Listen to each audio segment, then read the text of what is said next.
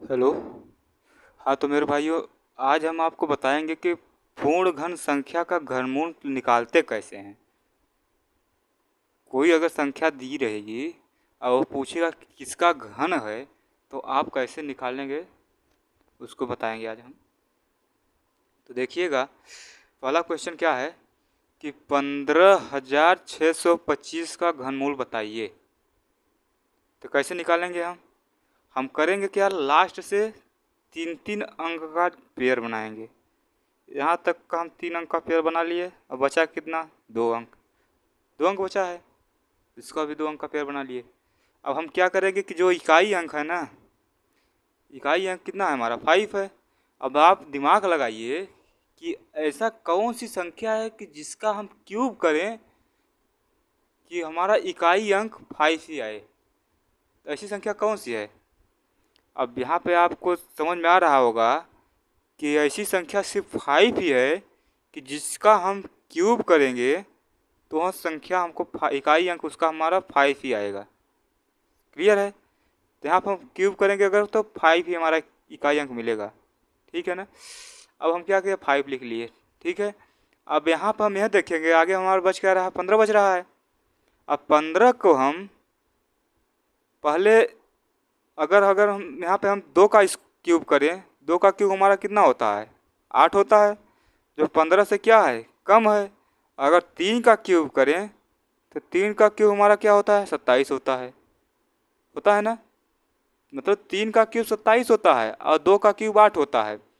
तो हमको करना क्या है, जो कम वाला है ना उसी को बस सिर्फ उसके आगे लगा दो। यही हमारा क्या हो जाएगा, आंसर हो जाएगा। क्या किया, समझ में आया। समझिएगा, करना क्या है हमको, पहले लास्ट से 3 3 का पेयर बनाइए। बना लिए। अब हमको यह करना है कि ऐसा कौन सा अंक लें कि जिसका क्यूब करने पर उसका इकाई अंक जो दिया गया है क्वेश्चन में वही आए। जैसे यहाँ 5 दिया गया है तो इसका क्यूब करेंगे तो हम 5 ही आएगा। ठीक है। तो यहाँ 5 लिख लिए। ठीक है। अब यहाँ बचा आगे वाला जो 2 संख्या बची हुई है, अब इसका हम अगर इसमें देखें, 2 का क्यूब जो होता है 8 होता है और 3 का क्यूब 27 होता है। मतलब एक संख्या जो मिले वो छोटी मिल रही है, बड़ी मिल रही है। हम छोटे वाले जो संख्या है, 8 वाली जो संख्या है उसका जिसका वह घन है वही को आगे लगा देंगे, बस हो गया हमारा। इस 25 का क्या हो जाएगा, वो क्यूब हो जाएगा। तो कुल कहने का मतलब ये आया कि 25 का जो क्यूब होता है हमारा वो 15,625 होता है। ठीक है। अब ऐसे आपसे क्वेश्चन पूछेगा कि 15,625 का घनमूल बताइए, ऐसे भी दे सकता है। ठीक है। अब यहाँ पर देखिएगा, ऐसे इसको करिए। यहाँ पर हम पहले लास्ट से 3 3 का पेयर बनाएंगे। बना लिए। अब हम यहाँ पे देख रहे हैं कि इकाई अंक हमारा क्या है, 1 है। तो हम ऐसी कौन सी संख्या लें कि वर्ग करने पर हमें 1 ही मिले। तो वह संख्या क्या है, 1 है। 1 के अलावा कोई ऐसी संख्या नहीं है जिसका हम क्यूब करें तो हमको 1 मिलेगा। कोई संख्या बताइए जो हो आपको दिमाग में आए। कोई संख्या नहीं है तो हम 1 लिख लिए यहाँ पर। अब इसके आगे हम देख रहे हैं क्या लिखा है, 753 लिखा हुआ है। तब हम अगर यहाँ पे 9 का क्यूब देखें तो 9 का क्यूब हमको जो मिलता है वो 729 मिलता है। ठीक है। और जो 10 का क्यूब मिलता है वो मिल जाता है हमको 1000। क्लियर है। और ये 1 हमको मिला है, 1 यहाँ पे हम लिख लेते हैं। ये तीनों अंक को मिलाकर हमको क्या मिला, 1 मिला है, इसको हम लिख लिए। यूनिट डिजिट से तीनों में सिर्फ यूनिट डिजिट हमको देखना है कि यूनिट डिजिट हमारा क्या है, उसके आधार पर हमको पहला अंक यूनिट इकाई अंक लिख लेना है। ठीक है। अब हम आगे वाली संख्या जो है उसको हम देखते हैं कि वह किसका घन है। तो 9 का घन कितना है, 729 होता है। और 10 का कितना होता है, 1000 होता है। अब हम यहाँ पे क्या करेंगे, 10 तो नहीं ले सकते हैं क्योंकि क्या हो, ज़्यादा हो रहा है। लेंगे तो कम वाला ही लेंगे। तो हम क्या लेंगे, 9 लेंगे बस। 9 मतलब 91 का घन जो होगा 75 35 71 हो जाएगा। ठीक है। अब ऐसे ही इस पे चलते हैं तीसरा वाला क्वेश्चन पे। इसमें हम पहले 3 3 का पेयर बनाएंगे। बना लिए। यहाँ 2 अंक है, 2 ही का पेयर बनेगा।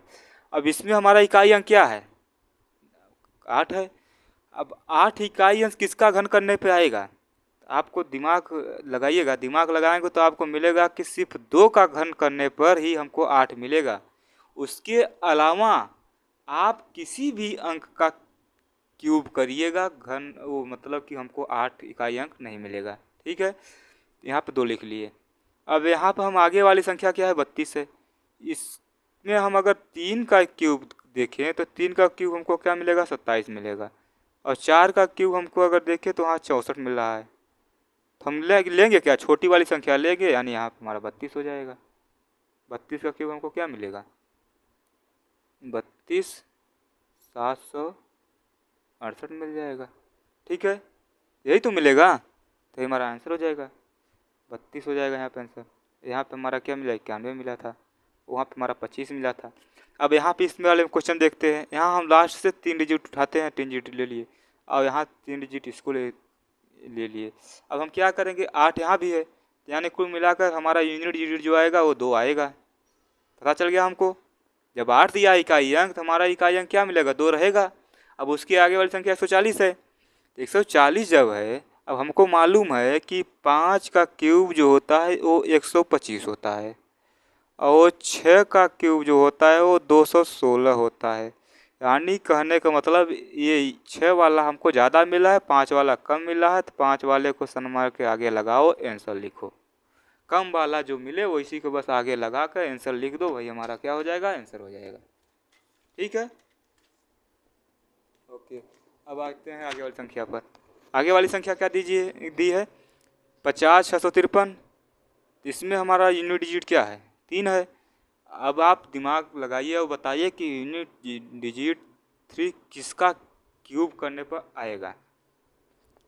तो आप लोगों को मैं बताया हूँ पहले ही कि आप अगर 7 का क्यूब करेंगे, 7 का क्यूब कितना होता है, 343 होता है, तो उसका यूनिट डिजिट आप देखिए, 7 का क्यूब कितना होता है, 743 होता है। तो इसका यूनिट डिजिट हमको क्या मिला, 3 मिला ना।